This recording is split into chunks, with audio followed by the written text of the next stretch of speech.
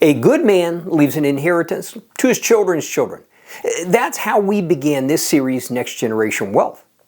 And I touched on the fact that for so many, that seems like an unattainable ideal. That as much as we'd love to see that, it seems like it's only available to the very wealthy. But what we have to understand is that was not just a challenge from God, but it's a mandate. Because to understand that the inheritance is less of a focus on the actual gift, money, assets, etc., but on the ability for them to manage, for them to mature in it. And that ultimately, as they grew in that, as we mentored them in that, then any gift that came with it just facilitated that life mission for them to fulfill all that God has for them. That it literally means the ability to possess. Think of the Israelites going in and taking possession of their inheritance, the promised land, something God had given them, but they had to possess it.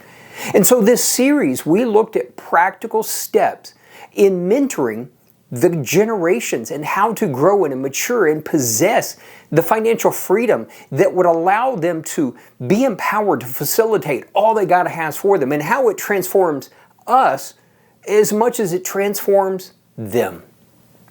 But it also brings with it the recognition that the steps we look at that we can apply for that financial freedom, for possessing what God has for them, there can be similar steps can be applied to mentor generations to literally possess all that God has for them, spiritually, their gifting, their calling, every aspect of their life. In fact, I challenge you to message me in an area where we can't use similar steps in the mentoring to make a powerful statement, not just in their lives, but even in our own.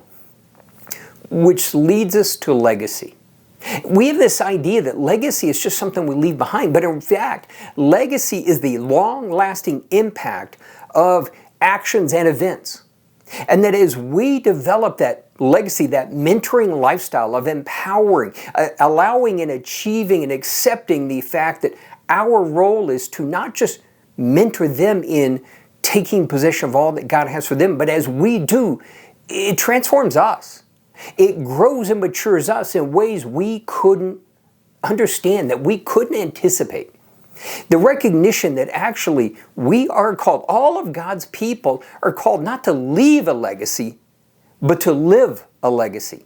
That we would, in that mentoring process, transform ourselves as well as the following generations. And we would find that that legacy leaves a long-lasting impact, not just for the future generations, but it leaves a long-lasting impact in our own lives as well.